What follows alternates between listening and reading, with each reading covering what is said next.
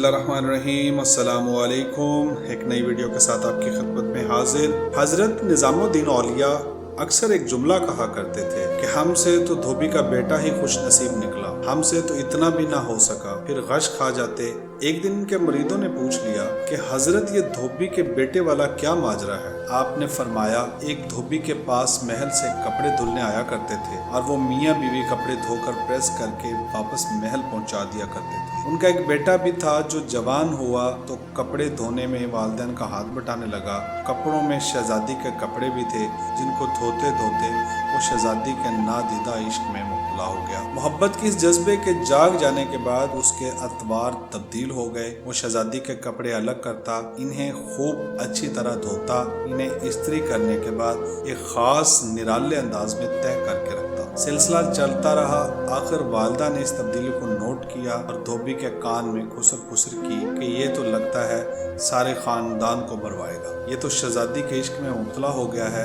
वालिद ने बेटे के कपड़े धोने पर पाबंदी लगा दी। इधर जब तक लड़का मोहब्बत के ज़ेरे असर महबूब की कोई खिदमत बजा लाता था, मोहब्बत का बुखार निकलता रहता था, मगर जब वो इस खिदमत से हटाया गया तो लड़का बीमार पड़ गया और चंद दिन के बाद फौत हो गया। उधर कपड़ों की धुलाई और तहबंदी का अंदाज बदला तो शहजादी ने धोबन को बुला भेजा और उससे पूछा कि मेरे कपड़े कौन धोता है। धोबन ने जवाब दिया कि शहजादी आलिया, मैं धोती हूँ। शहजादी ने कहा कि पहले कौन धोता था? धोबन ने कहा कि मैं ही धोती थी। शहजादी ने इसे कहा कि ये कपड़ा तय करो। अब धोबन से वैसे तय नहीं होता था। शहजादी ने इसे डांटा कि तुम झूठ बोलती हो, सच सच बताओ वरना सजा मिलेगी। धोबन के सामने कोई रास्ता भी नहीं था, दूसरा कुछ दिल भी गम से भरा हुआ था। वो ज़ारो कतार रोने लग गई और सारा माजरा शहजादी से कह दिया। शहजादी ये सब कुछ सुनकर सन्नाटे में आ गई। फिर उसने सवारी तैयार करने का हुक्म दिया और शाही बग्गी में सवार होकर फूलों का टोकरा भरकर लाई और मकतूल मोहब्बत की कब्र पर सारे फूल चढ़ा दिए।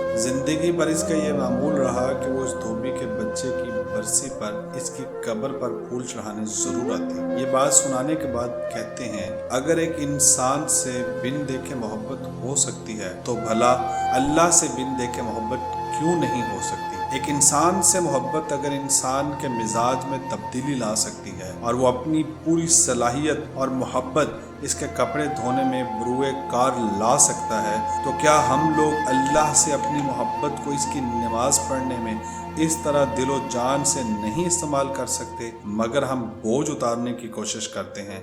अगर शहजादी मोहब्बत से तयशुदा कपड़ों के अंदाज को पहचान सकती है तो क्या रब्बे करीम भी मोहब्बत से पढ़ी गई नमाज और पीछा छुड़ाने वाली नमाज को समझने से आजिज है। हजरत निज़ामुद्दीन औलिया फिर फरमाते हैं, वो धोबी का बच्चा इस वजह से कामयाब है कि इसकी मोहब्बत को कबूल कर लिया गया, जबकि हमारे अंजाम का कोई पता नहीं, कबूल होगी या मुंह पर मार दी जाएगी। अल्लाह जिस तरह ईमान और नमाज रोज़े का मुतालबा करता है, उसी तरह मोहब्बत का तकाजा भी करता है। ये कोई मुस्तजिब नहीं, फ़र्ज है, मगर हम गाफिल हैं। फिर फरमाते हैं, अल्लाह की कसम अगर ये नमाजें ना होती तो अल्लाह से मोहब्बत करने वालों के दिल इसी तरह फट जाते जिस तरह धोबी के बच्चे का दिल फट गया था। ये सारी सारी रात की नमाज ऐसे ही नहीं पढ़ी जाती, कोई जज्बा खड़ा रखता है। फरमाते हैं, ये नुस्खा अल्लाह पाक ने अपने नबी सल्लल्लाहु अलैहि वसल्लम के